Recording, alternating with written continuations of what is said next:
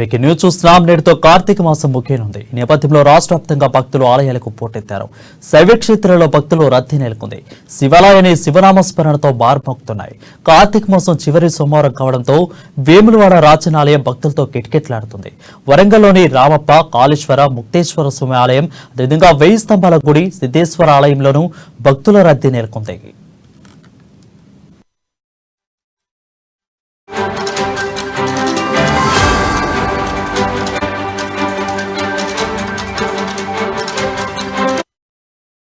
Breaking news చూస్తున్నాం. నేటితో కార్తీక మాసం ముగియనుంది. ఈ నేపథ్యంలో రాష్ట్ర వ్యాప్తంగా భక్తులు ఆలయాలకు పోటెత్తారు.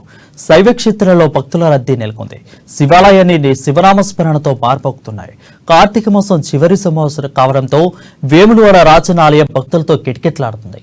వరంగల్లోని రామప్ప, కాళేశ్వర, ముక్తేశ్వర స్వామి ఆలయం, అదేవిధంగా 1000 స్తంభాల గుడి, సిద్ధేశ్వర ఆలయంలోనూ భక్తుల రద్దీ నెలకొంది.